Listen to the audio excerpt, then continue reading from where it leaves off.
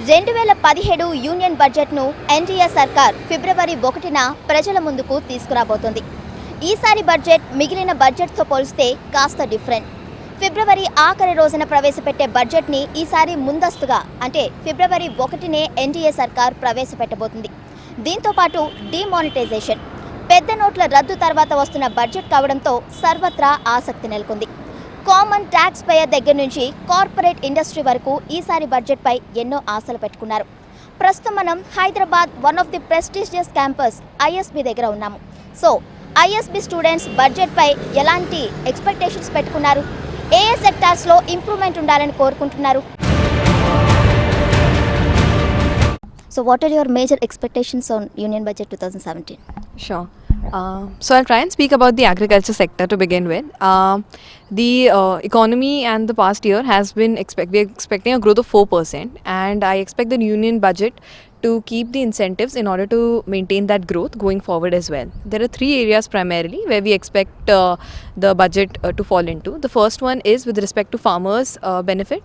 It would be in terms of financing.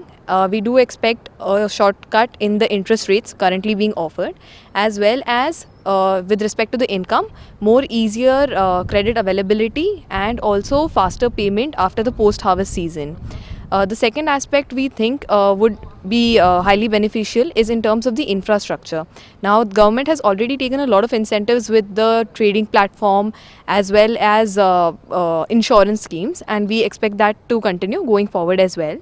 With respect to corporates, I believe that subsidies in terms of the input cost requirement as well as R&D incentives would be highly beneficial in order to meet the 2022 targets of productivity.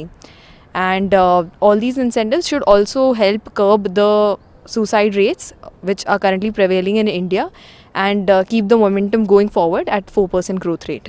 So as you have taken the name of the farmers, because of demonetization they are unable to sell Rabi crop this year. So on that aspect, any suggestions to government? I think the best that the government could right now do is provide price benefit and price insurance. There could be some subsidies which are available, like the last time it happened with pulses as well last year. The similar could be done for Rabi crops in the short term at least, and going forward there could be a fund set up to counter these challenges for other crops as well. Startups ki elanti encouragements budgets lo unte better anukuntunnaru meeru? So ఇప్పుడు నేనేం గమనిస్తున్నానంటే చాలామంది students విద్యార్థులు కొత్త business start చేయడానికి చాలా మంచి మంచి ideas పెట్టుకొని they want to startup something on their own. కానీ ఏమవుతుందంటే దేర్ ఇస్ అ స్కూల్. నేనేం గమనిస్తున్నానంటే ఇప్పుడు ఇమీడియట్గా మాకు 2-3 రెస్పాన్సిబిలిటీస్ ఉన్నాయి. ఒకటి, most of the people here are have experience. So what they have to do is one, they have to give back to their family, and second thing వచ్చి we have taken a big student loan to come here. So స్టూడెంట్స్కి double responsibility అయిపోయింది. ఒకటి వచ్చి student loan pay చేయడం, second వచ్చి if they want to startup వాళ్ళు financing తెచ్చుకోవాలి from angel investors etcetera. And అది కాకుండా వాళ్ళు ఆ బిజినెస్ నుంచి వచ్చే రెవెన్యూస్ మీద ట్యాక్స్ పే చేయాలి. సో ఇప్పుడు ఏమవుతుందంటే డబుల్ ప్రాబ్లమ్ అన్నట్టు అయిపోతుంది. So many people are like కొన్ని సంవత్సరాల తర్వాత స్టార్ట్అప్ చేద్దాం కదా, or maybe even if after we are financially secure start చేద్దాం కదా అనుకుంటున్నారు. అలా కాకుండా ఒకవేళ మన గవర్నమెంట్ వచ్చేసి for students who want to startup either special tax exemptions కానీ లేకపోతే స్టూడెంట్ లోన్ పేమెంట్స్లో రిబేట్ ఆర్ కట్ ఆఫ్ కానీ ఇచ్చినట్టయితే I feel a lot more students would be interested to come in, and that is what the country needs right now. ఇప్పుడు చూస్తున్నారంటే మొత్తం education space is creating a lot of managers in India. We don't want managers, we want business leaders.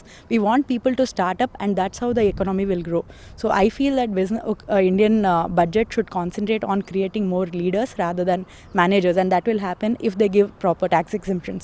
The expectations are twofold. So on the one side, I expect the government to do more on climate change mitigation and to do more on climate change adaptation. When I'm talking about climate change adaptation, I want the government to sort of take measures for more skill development of people, especially in areas such as coastal areas of India. Given climate change, there's a lot more storms and tropical cyclones happening. So the people in this area are being affected annually, and using the relief model which it has been using so far, it's not going to help these communities in the long term. So some sort of budget allocation for skill development of these people so that some resilience can be built Secondly, on the mitigation side, I'm hoping that the government will increase subsidies for renewable energy. We have a very ambitious target of 100 gigawatts from solar by 2022, but given the way things are right now, we are still a little bit far from grid parity. So more subsidies or more push from the government in this sector will definitely help to increase reaching that target or make it more likely to reach that target. Other than that, I would like that the government would maybe start looking at things like carbon tax and other ways of taxing emissions. If not in every sector, at least to start with one or two sectors related to fossil fuels or high emission sectors. Yeah. So other than that, what do you think government should take measures to make India startup capital in world? To make India startup capital in the world, government should definitely see. The government has been doing a lot of things, and that is something which the government can be lauded for.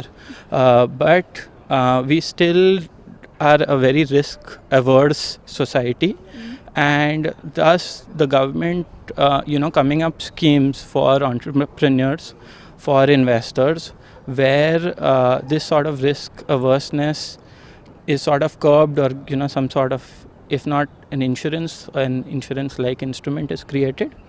Well, if those sort of things are taken into measure by the government, then of course we have a better chance of having more entrepreneurial ideas coming about. We have Silicon Valley in the US.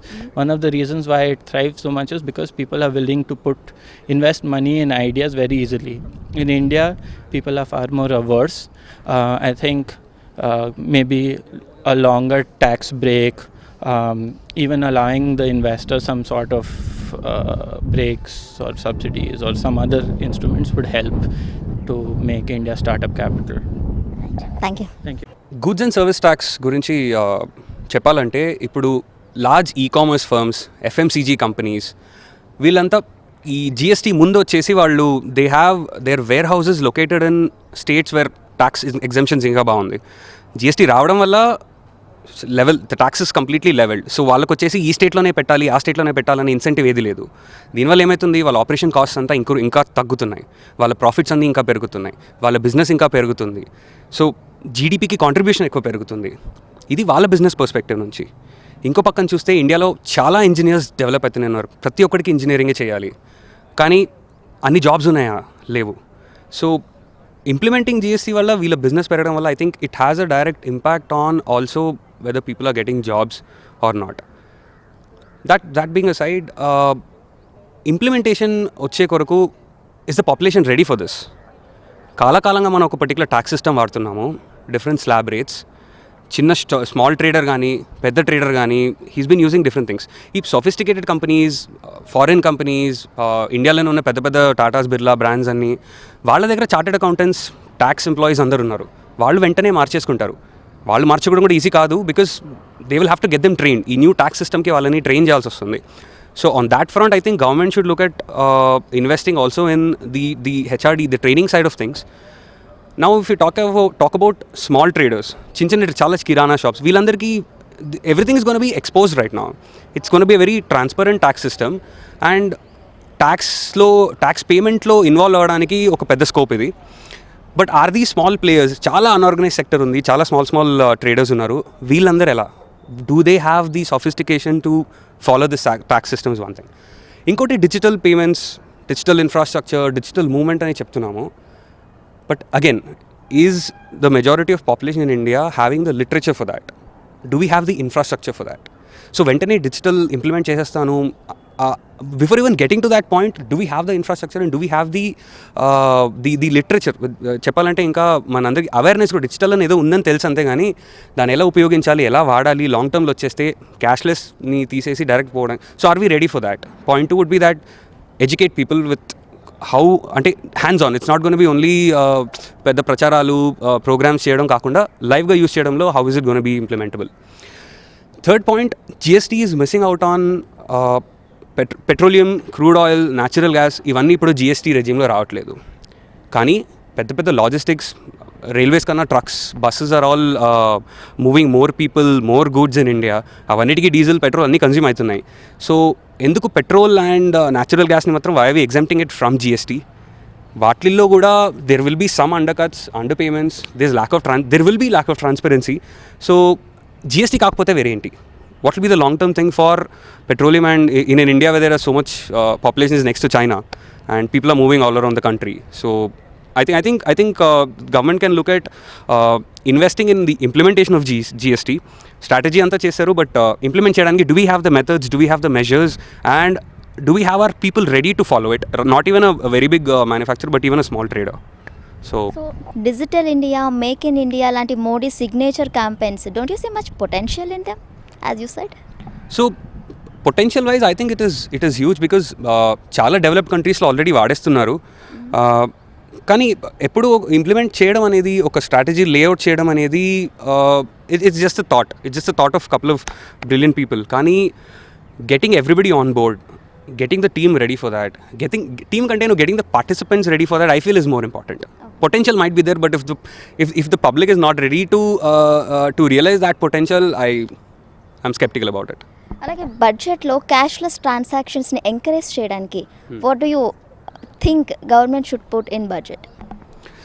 So to encourage cashless transactions, I'll just give you a simple example. Demonetization happened and people like, middle class and upper middle class people, they have Android phones, they have other online payment, I don't want to name the apps, but there are certain apps which are there online and they can use it. But what about the person who's getting a daily wage, probably is getting a day basis lo is getting a wage? How will he get into cashless? So he should also be in a position to own an equipment which will help him be cashless. So I'd like to get the majority of population aware of how cashless will go about, ela cheyali, ela dan implement cheyali. So cost of implementing a cashless transaction process, that should come down, and I think investment should go in that before saying that I want to make it a complete cashless transaction. So other than this, ఈ budget allocation money ఎక్కడ ఎక్కువ development కావాలి అని మీరు అనుకుంటున్నారు? ఎక్కడ ఎక్కువ money allot చేయాలని మీరు అనుకుంటున్నారు? ఓకే, మీరు బ్రాడ్గా అడుగుతున్నందువల్ల since we spoke about GST and digital, but apart from that, there are a lot of talents in India and hopingly there will be many jobs. But if you see even the medical front point of view, chala mandi doctors, they're going abroad. They're leaving India after their MBBS. They're going out for an MD thing. So where do we get our medical capabilities from? Where do we get from hospital capabilities? I'm not talking about the infrastructure, but the expertise, the practice, our talent ekkada undi. Point one. So I'd say that invest in, వాళ్ళకి ఏమైనా incentive ఉండాలి. వాళ్ళు foreign వెళ్ళిపోతున్నారు, ఇండియాలో ఉండట్లేదంటే they must be something lacking over here. I want the government to put the budget, the money in to medical education. Point two, education వచ్చేసి it's probably growing up in urban areas, international schools, big management schools, but still the majority of the population is in rural segments. So rural సైడ్లో parents వాళ్ళ involvement ఉండాలి. So if they just leave the kid to go to school, వాడికి తను కూడా వెళ్ళాలనే incentive ఉండదు. So bringing parents on board, creating that awareness of education in the rural area, ఎందుకంటే they will be the backbone, they will be the people who are still would want to stay back there, like very close to the soil, I would say in a very open term. I guess funds should go there, healthcare as well as education. Rural education to be precise. 2016 చూసుకుంటే real estate sector కానీ infrastructure కానీ they are in dead burden. So any thoughts on that? And related to budget, okay? Real estate and infrastructure, I feel it has been stagnating over a period of time, and that one reason could be that a lot of upscale people, they're not quite sure where to put the money, I feel. So a lot of it is stagnated in real estate, maybe different పెద్ద cities అని extend అయిపోతున్నాయి. City border limit cross చేసి కూడా cities are growing up. So unless, so it's not that land లేదు ఎక్కడ కొనాలి ఏం కొనాలి అనే ఐడియా లేదు మిడిల్ క్లాస్ పాపులేషన్కి, వాట్ దే షుడ్ అనేది పాయింట్ కాదు. I think a lot of real estate is being stagnated with such people where the money has gone into particular real estate estates. So that has to be freed up. అంటే it's not that there's no demand, there's a lot of supply కాదు. I'm saying that this supply itself is stagnated. So how will the government actually look at freeing up those again it boils down to the fact that equality, but let's not get into that. Okay. I guess budget అలాగే గ్లోబలైజేషన్స్పై ఆయన views పంచుకోవడానికి మనతో పాటు శేషాద్రి గారు ISB professor ఉన్నారు. ఆయన అడిగి మరిన్ని వివరాలు తెలుసుకుందాం. సో సార్, యూనియన్ బడ్జెట్ 2017 ఫిబ్రవరి 1న ప్రజల ముందుకు ఎన్డీఏ సర్కార్ తీసుకొస్తుంది. సో డూ యూ థింక్ ఈ budget is different from other budgets? ఇప్పుడు ఏమైందంటే లాస్ట్ 3 monthsలో అయిందంతా మనకి తెలుస్తూనే ఉంది. ఈ డిమానిటైజేషన్ వల్ల చాలామంది చాలా కష్టాల నుంచి బయటపడుతున్నారు. ఎంతోమంది చాలా పేషెన్స్తో ATMs దగ్గర నుంచి మైల్స్ క్యూస్ ఎన్నో రోజులు ఎండనక కొండనక లీవ్ తీసుకుని ఉద్యోగాల నుంచి 4 డబ్బుల కోసం ATMలో నించున్నారు, ATM దగ్గర. ఇప్పుడు ఇదంతా దేనికి అంటే మన ప్రధానమంత్రి నరేంద్ర మోడీ గారు చెప్పారు ఇదంతా అందరి ప్రజలకి మంచిది అవుతుందని. ఆ మంచిది ఏమవుతుందనేది దానికోసం ఇప్పుడు అందరూ ఎదురు చూస్తున్నారు. సో ఈసారి బడ్జెట్ మిగతా బడ్జెట్స్ కంటే చాలా చాలా తేడాగా ఉంటుందని నేను భావిస్తున్నాను. ఆ తేడాగా ఉండకపోతే సపోజ్ లాస్ట్ 10 ఏళ్ల బడ్జెట్ అదే రిపీట్ అవుతుందంటే ప్రజలకి ఇంకా పేషెన్స్ ఉండదు, వాళ్ళు చాలా రోడ్ల మీదకి వస్తారు. వి సా సెంబ్లెన్స్ ఆఫ్ దిస్ ఈ మధ్య తమిళనాడులో జల్లికట్టు గురించి చూసాం మనం. అది జల్లికట్టు అంత పెద్ద విషయం అని నేను భావించను. అది మెయిన్గా లోపల చాలా ఉగ్రంగా లోపల ఉంది, ఆగ్రహం ఉంది. దానివల్ల ప్రజలు ఏదో ఒక ఆపర్చునిటీ చూసి పట్టుకుని పెద్ద ఇష్యూ చేశారు. అందుకు ఈ బడ్జెట్లో ప్రజలకి ఏదైనా మంచిది అవ్వకపోతే చాలా ఘోరమైన రెవల్యూషన్ లాగా కూడా రావచ్చని నేను భావిస్తున్నాను. So it is very important that this budget will be different. నేను అనుకోవడం ప్రస్తుతం ఉన్న central union government is fully aware, వాళ్ళకి అంతా తెలుసు ఇది సరిగ్గా ట్రాక్లోకి తీసుకురాకపోతే the situation will go out of hand. ఇంకొకటి ఏంటంటే ఎన్నో రాజ్యాలు ఇప్పుడు ఎలక్షన్స్కి వెళ్తున్నాయి. వాటి కోసం అండ్ ఇట్స్ చాలా చాలా ముఖ్యమైనది ఏంటంటే ఇప్పుడు అందరూ చూస్తున్నారు ఈ డిమానిటైజేషన్ వాజ్ నాట్ అందరూ మాట్లాడి చర్చ చేసిన విషయం కాదు. ఒక ఆయన మైండ్లో డిసైడ్ చేశారు, నిర్ణయం తీసుకున్నారు, దాని తర్వాత ఇంప్లిమెంట్ చేశారు. దానివల్ల చాలా కష్టాలు వచ్చాయి. ఇప్పుడు అది ఆయనకి టెస్ట్ ఏంటంటే ఉద్యోగాలు క్రియేట్ చేయగలరా, మళ్ళీ ఎకానమీని ట్రాక్లో తీసుకురాగలరా, తర్వాత మళ్ళీ ఈ వేరే స్టేట్స్లో ఎలక్షన్స్ వస్తున్నాయి ఆ స్టేట్స్లో బీజేపీ విన్ అవ్వగలదా, ఇవన్నీ అవ్వకపోతే చాలా ప్రాబ్లం అవుతుంది సెంట్రల్ గవర్నమెంట్కే. అందుకు నేను అనుకోవడం చాలామంది తీవ్రంగా ఆలోచిస్తున్నారు ఏం చేస్తే ఒక మ్యాజిక్ ఎఫెక్ట్ వస్తుంది ఈ దేశానికి. సో ఖచ్చితంగా ఈ బడ్జెట్ మిగతా బడ్జెట్స్ కంటే చాలా చాలా డిఫరెన్స్ ఉంటుంది, వ్యత్యాసం ఉంటుంది. It is not going to be a repeat of the past for sure.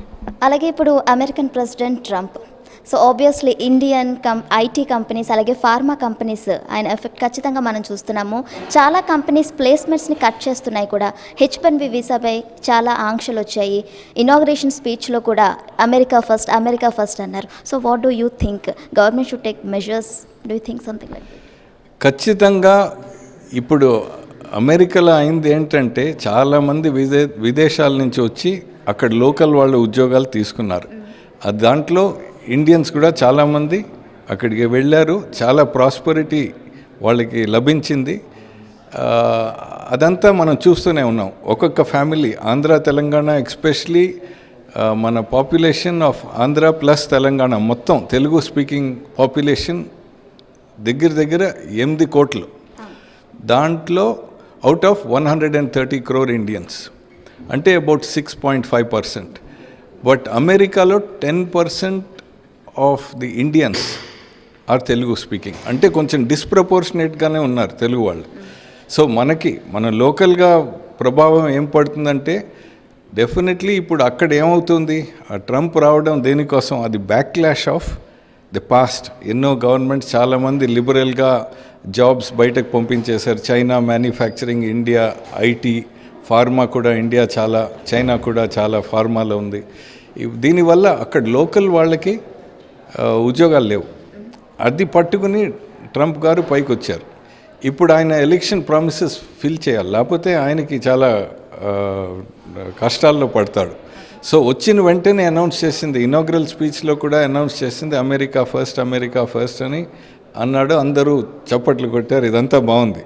But ఆయన బిజినెస్ మ్యాన్, ఆయన ఉత్తినే పాలిటీషియన్ లాగా ఏదో టైం తీసుకుని 4 ఏళ్ళు గడుపుతామని ఉండడు. ఆయన బిజినెస్ మ్యాన్ కాబట్టి నేను అనుకోవడం చాలా త్వరలో డెసిషన్స్ తీసుకుంటాడు. మనం ఫస్ట్ డేనే చూసాం, ఒబామా కేర్ అనేది వెనక్కి తీసిపడేశాడు. తర్వాత ఇంకొకటి రోజుకి ఒక్కొక్కటి కొత్తది వస్తుంది. సో ఇప్పుడు ఆయన మనసులో పడింది ఏంటంటే ఈ బయట దేశాలు, నాట్ స్పెసిఫిక్ ఇండియన్స్ కాదు, ఇంకా వేరే దేశాలు, చైనా నుంచి, మెక్సికో నుంచి, లాటిన్ అమెరికా నుంచి చాలామంది అక్కడికి వచ్చి సెటిల్ అయ్యారు. నేను 30 ఏళ్ల క్రితం అక్కడ ఉన్నప్పుడు అమెరికా పాపులేషన్ దగ్గర 200 మిలియన్. ఇప్పుడు ఇంకా చాలా పెరిగింది. సో అదంతా ఎక్కడి నుంచి అంటే lot of flow of immigrants, ఆ కంట్రీ ఇమిగ్రెంట్స్ వల్లే అంత పైకి వచ్చింది. బట్ ఇప్పుడు ఏమవుతుందంటే దానివల్ల లోకల్ పీపుల్కి ఉద్యోగాలు లేకుండా చాలామంది పేదరికంలో ఉన్నారు. సో ఇప్పుడు అక్కడ గవర్నమెంట్ వాళ్ళ కోసం ఏదైనా చేయాలి. అదేం చేయాలి అంటే ఫ్లో ఆఫ్ ఇమిగ్రెంట్స్ని తగ్గిస్తారు. అది తగ్గించేటప్పుడు డెఫినెట్గా ఇండియాకి ఎఫెక్ట్ ఉంటుంది. ఉండకుండా ఉండదు. దాంట్లో IT is a very big component of Indian exports, service industry, IT services అది. అండ్ ఐటీలో తెలుగు వాళ్ళు చాలామంది ఉన్నారు. I think if you just take the IT population in USA, దాంట్లో నేను అనుకోవడం Telugu speaking people will be 30-40%. నేను ఇప్పుడే చెప్పింది ఏంటంటే మొత్తం అమెరికాలో ఇండియన్ పాపులేషన్లో తెలుగు స్పీకింగ్ వాళ్ళు 10%. బట్ దాంట్లో బిజినెస్ వాళ్ళు ఉన్నారు, గుజరాతీస్ ఉన్నారు, చాలా ఏళ్ళ నుంచి ఉన్న వాళ్ళు ఉన్నారు. బట్ ఐటీ కమ్యూనిటీ ఒక్కటి తీసుకుంటే నేను అనుకోవడం Telugu speaking population will be more then 30%. So ఆ ప్రభావం మెయిన్గా ఐటీ మీద పడుతుంది. అది పడ్డప్పుడు తెలుగు స్పీకింగ్ కమ్యూనిటీకి ఇంకా, బికాజ్ అంత మెజారిటీలో ఉన్నారు. ఇన్ఫ్యాక్ట్ ఒక కమ్యూనిటీ, ఇండియన్ కమ్యూనిటీస్లో which of the states has maximum representation అంటే without doubt it is the Telugu speaking community. అది చూడాలంటే మనం ఎక్కడైనా వెళ్ళచ్చు. Any like Silicon Valley, the main language you hear among the Indians is largely Telugu. So ఇప్పుడు ఆయన అక్కడ బిగిస్తే మనకి తప్పకుండా ప్రభావం పడుతుంది. తర్వాత Hyderabad is also the epicentre for pharma industry. ఇండియాలో Hyderabad has been renowned as one of the big centres. So అక్కడ ఆయన మళ్ళీ ఏంటంటే ఆయన unlike a typical season politician ఆ ట్రాక్ నుంచి రాలేదు, బిజినెస్ నుంచి వస్తున్నాడు. I don't think he he's spent even 1 day in politics. So ఆయనకి హీ హ్యాస్ నో బ్యాగేజ్. ముందు ఇది చెప్పాను, ఇప్పుడు ఇది చేయకూడదు, ఆయనకు తోచింది చేస్తూ ఉంటాడు. And the party and the full support he has got. So definitely మనకి చాలా రాను రోజుల్లో ఈ ప్రభావం అంతా మనకి కనిపిస్తుంది. ముందులాగా ఉండదు, డెఫినెట్గా ఉండదు నా ప్రకారం. సో అలాగే చైనా జీడిపితో పోల్చుకుంటే మన India GDP is very low. So what do you think government should take steps to improve that? అలాగే ఎఫ్డిఐ ఫ్లోస్ని ఎంకరేజ్ చేయడానికి ఎలాంటి స్టెప్స్ గవర్నమెంట్ తీసుకుంటే బెటర్ అని మీరు అనుకుంటున్నారు? అంటే ఇప్పుడు చైనా జీడిపి నా ప్రకారం నాకు ఎగ్జాక్ట్ నెంబర్స్ లేదు. మేము ఇవాళ యాక్చువల్లీ ఐఎస్బిలో ఒక బుక్ లాంచ్ చేస్తున్నాం. ఆ బుక్ పేరు స్మార్టనామిక్స్. అంటే మామూలుగా కంపెనీలో పనిచేసి మేనేజర్స్కి ఈ గ్లోబల్ ప్రాసెసెస్, గ్లోబల్ ఫినామినా ఎట్లా అండర్స్టాండ్ చేసుకోగలరు అని సింపుల్గా. జనరలీ ఎకనామిక్స్ అంటే చాలా మ్యాథమెటికల్గా ఉంటుంది, అది నేను చదువుకోలేదు, ఇట్స్ టూ కాంప్లికేటెడ్ అని భావన ఉంటుంది. బట్ ఇప్పుడు మనం మాట్లాడిన ప్రకారం చూస్తే any manager has to understand these global trends. చైనాలో ఏమవుతుంది, సిరియా నుంచి ఎంతోమంది యూరోప్కి వెళ్తున్నారు, దాని ప్రభావం ఏంటి? ఇప్పుడు for example UK European union నుంచి బయటపడుతుంది. ఇట్లా ఎన్నో అవుతున్నాయి. ఇప్పుడు ఆయిల్ ప్రైస్ పడిపోయింది. ఇవన్నీ ముందు ఒక 30 years బ్యాక్ సరే ఏదో ఎక్కడో దూరంగా అయ్యేది, మనకేం సంబంధం లేదని అనుకోగలిగిన సిచ్యువేషన్ ఉండేది. ఇప్పుడు ఏంటంటే అట్లా అనుకోవడానికి వీల్లేదు. ఏది ఎక్కడైనా ఇమ్మీడియట్గా మనకి ప్రభావం పడుతుంది. ఎందుకంటే it is now extremely inter connected world. ఇప్పుడు మీరు అడిగిన దానికి జీడిపి పెంచకపోతే చాలా ఘోరమైన దృశ్యాలు మనకు కనిపిస్తాయి. ఎందుకంటే అందరూ ఎదురు చూస్తున్నారు. ఇప్పుడు ఈ కొత్త ప్రైమ్ మినిస్టర్ వచ్చాడు 3 ఏళ్ల క్రితం, ఎన్నో ప్రామిసెస్ చేశాడు, ఎంతోమందికి ఉద్యోగాలు దొరుకుతాయని చెప్పాడు. ఇప్పుడు ఆయన వచ్చిన వెంటనే మేక్ ఇన్ ఇండియా అని చెప్పాడు. ఇప్పుడు మేక్ ఇన్ ఇండియా అంటే వాళ్ళందరూ బయట దేశాల నుంచి వచ్చి ఇక్కడికి రావాలి కంపెనీస్. వాళ్ళు ఎందుకు వస్తారు? ఉత్తినే టైంపాస్కి రారు. ఇక్కడ మనం ఏదైనా సదుపాయాలు క్రియేట్ చేసి మిగతా కంట్రీస్ కంటే ఇక్కడ ఉచితంగా ఉందంటే వాళ్ళు వస్తారు, లేకపోతే ఎక్కడికో వెళ్తారు. ఎన్నో దేశాలకు వెళ్ళొచ్చు వాళ్ళు. చైనాకి వెళ్ళొచ్చు, మెక్సికోకి వెళ్ళొచ్చు, ఈస్ట్ యూరోప్కి వెళ్ళొచ్చు, ఆఫ్రికాకి వెళ్ళొచ్చు. ఇండియాకి ఎందుకు రావాలి? వాళ్ళకి ఇక్కడికి వస్తే they would like to have good infrastructure. దాంట్లో మనకి చాలా లోపాలు ఉన్నాయి. Good legal system, good labour laws, ఎన్నో చేస్తే కానీ వాళ్ళు ఇక్కడికి రారు. మనకి చాలా సమస్యలు ఉన్నాయి. ఫస్ట్ గవర్నమెంట్ ఏం చేయాలంటే అవన్నీ అందరికీ తెలిసిందే. ఈ ఇన్ఫ్రాస్ట్రక్చర్ అంతా దిద్దుకుంటూ వస్తే కానీ ఎవడు రాడు. లేకపోతే ఉత్తినే మేక్ ఇన్ ఇండియా మనం కొండ మీద నుంచి అరుస్తూ ఉండొచ్చు. ఇంకోటి ఇక్కడ జాబ్స్ క్రియేట్ చేయాలి. జీడిపి పెంచాలంటే ఇక్కడ జాబ్స్ క్రియేట్ చేసి చాలా ప్రొడక్షన్, మ్యానుఫ్యాక్చరింగ్, సర్వీసెస్ అన్నీ అభివృద్ధిలోకి తీసుకొస్తే కానీ జీడిపి పెరగదు. ఇప్పుడు ఇండియా జీడిపి రఫ్లీ అరౌండ్ $2.5 ట్రిలియన్, దగ్గర 3 ట్రిలియన్. చైనా ఇప్పుడు 14 ఎంతో ట్రిలియన్. అమెరికా ఇంకా ఎక్కువ, బహుశా 23 ఎంతో. మొత్తం వరల్డ్ది $70 ట్రిలియన్ రఫ్లీ. సో దీంట్లో ఈ ఉద్యోగాలన్నీ క్రియేట్ చేయాలి. దానికి ఎన్నో లింక్స్ ఉన్నాయి. ఉద్యోగాలు క్రియేట్ చేయాలంటే రోడ్ మీద పోయి వాడు అందరికీ ఉద్యోగాలు ఇవ్వలేరు. దానికి ఎడ్యుకేషన్ ఇంప్రూవ్ చేయాలి. మనకి ఇదొక పెద్ద సమస్య. చాలామంది గ్రాడ్యుయేట్స్ వస్తున్నారు, బట్ ఎంతమందికి ఉద్యోగాలు ఇవ్వగలరు? How many of them are employable అని అడిగితే అది చాలా లెస్ దెన్ 10%. మనకు వచ్చి గ్రాడ్యుయేట్ ప్రవాహంలో లెస్ దెన్ 10% ఈజ్ ఎంప్లాయబుల్. 90% ఏం చేస్తారు? గ్రాడ్యుయేట్ డిగ్రీస్ ఉన్నాయి, గోడ మీద అతికించుకోవచ్చు, దానికి తప్ప ఇంకేం చేయలేరు. సో ఈ సమస్యలు కూడా కరెక్ట్ చేస్తే కానీ మీరు అడిగిన జీడిపి ఇంక్రీజ్ అవ్వడం, బయట నుంచి విదేశాల నుంచి వచ్చి ఇన్వెస్ట్మెంట్ అవేమీ అవ్వవు. మనం మాట్లాడుతూ ఉండొచ్చు, బికాజ్ మిగతా కంట్రీస్ కూడా ఈ ఫారిన్ కంపెనీస్ని అట్రాక్ట్ చేస్తున్నాయి. మధ్యలో ఏంటి, మన దేశంలో ఓహో ఇది వీళ్ళందరూ బయట నుంచి వచ్చి, ఇప్పుడు మనం చూస్తున్నాం జల్లికట్టు ఇష్యూని పట్టుకుని ఏదో పేట అని చెప్పి అక్కడి నుంచి పెప్సీ అని చెప్పి అక్కడి నుంచి కోక్ అని చెప్పి కోక్ బాటిల్స్, కోక్ క్యాన్స్ అన్నీ పగలగొట్టారు తమిళనాడులో. సో ఏవో లింక్స్ వస్తాయి. సో ఇప్పుడు ఈ ఇన్ఫ్లోస్ రావాలంటే మధ్యలో ఈ వాయిసెస్ కూడా పెరుగుతూ ఉంటాయి, దట్ వీళ్ళు అందరూ బయట నుంచి వచ్చి మన ధనాన్ని దోచేస్తున్నారని. ఇవన్నీ కంట్రోల్ చేయడానికి చాలా టైట్ కంట్రోల్ ఉంటే కానీ అయ్యేది కాదు. సో మనం బేసిక్లీ సమస్యలు చాలా ఉన్నాయి. అవన్నీ ఈ బడ్జెట్లో డెఫినెట్గా అడ్రస్ చేస్తారని నా భావన. ఇప్పుడు మన అరుణ్ జైట్లీ గారు, దానికి వెనకాతలు నరేంద్ర మోడీ గారు కూర్చుని ఆయనకు సలహాలు, చాలా ఇన్పుట్ ఉంటుంది. అందరూ నేను అనుకోవడం అది top priority, how to bring this country back on the rails. లేకపోతే ఫ్యూచర్ అంత గొప్పగా ఉండదు. And somebody like the current prime minister cannot afford to fail. ఆయనకి ఫెయిల్యూర్ అనే మాట ఇప్పుడు ఊహించలేరు కూడా, బికాజ్ ఇంత ఎక్స్పెక్టేషన్ క్రియేట్ చేశాక ఆయన డెలివర్ చేయాలి, లేకపోతే చాలా కష్టమైన స్థితికి వస్తారు. ఐఎస్బీ నుంచి స్లోమో మైతల్ మరొక ప్రొఫెసర్ ఇజ్రాయెల్ నుంచి వచ్చారు. ఆయన వ్యూస్ని మనతో పంచుకోవడానికి మనతో పాటు ఉన్నారు. So sir, these days we have seen lots of globalisation in the world. So what do you think globalisation effect on Indian economy? Pros and cons, can you tell us? So India's been a big winner from globalization. All of Asia has been a big winner. The whole world has been a big winner. World trade under globalization has grown twice as fast as world GDP. Trade has been an engine of economic growth, and India has greatly benefited. I come from Israel. We're called a startup nation. We have 6,000 startup companies. The reason they exist is because of globalization. Let me explain quickly what it is, what we're talking about.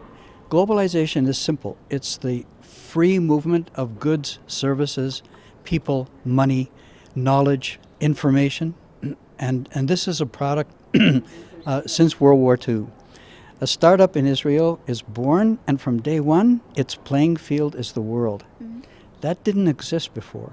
This is of great value to Indian entrepreneurs, Chinese entrepreneurs, American entrepreneurs. The playing field is the world, and not just your own tiny local market. What we're seeing now, Neeraj, tell me your name again. Yeah, it's Neeraja. Neeraj. What we're seeing now, Neeraj, is a threat to globalization because of newly elected President Trump, who's been president since Friday. And on Friday, he said protection will lead to great prosperity and growth. He plans to buy American, hire American, protect American markets. This is a threat to globalization, and to some extent, it's a threat to India. And also, as you said, startups. So what do you think in India or in other country also, what do you think that country can become startup capital? What kind of measures do the government should take? So, startup nation in Israel has young people who want to do something to change the world, not to become billionaires. But they have to have a climate and environment where that's encouraged and possible. India has wonderful entrepreneurs. Many of them are in Silicon Valley. Yeah. They're in Silicon Valley because Silicon Valley is a perfect ecosystem for starting a business, and it's made possible by globalization. It's possible in today's world to be a young Indian person, to graduate from IIT, to go to R&D Indian, perhaps as many as a third of startups. I'm sorry to interrupt.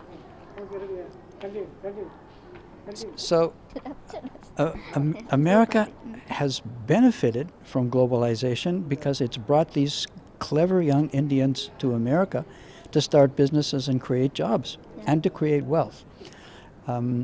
I would hope that some of them would be willing to come back home now to India and start their businesses here. For that to happen, you need to reduce a bit of the bureaucracy. Make it easier to start a business and run a business. It's really easy to do that in America. It's pretty easy to do it in Israel. Not so easy here in India, and yet despite that, many Indians do start businesses here. Union budget 2017 పై ISB students అలాగే professors వాళ్ళ ఎక్స్పెక్టేషన్స్ని మనతో పంచుకున్నారు. ఫార్మర్స్కి ప్రోత్సాహకాలు ఇవ్వాలని అలాగే స్టార్టప్స్కి encouragement ఇవ్వాలని కూడా వాళ్ళు మనతో చెప్పారు. గ్లోబలైజేషన్ గురించి కూడా ప్రొఫెసర్స్ వాళ్ళ వ్యూస్ని మనతో పంచుకున్నారు. సో నెక్స్ట్ వచ్చే బడ్జెట్ 2017 అరుణ్ జైట్లీ అలాగే మోడీ మ్యాజిక్ ఎలా పనిచేస్తుందో చూద్దాం.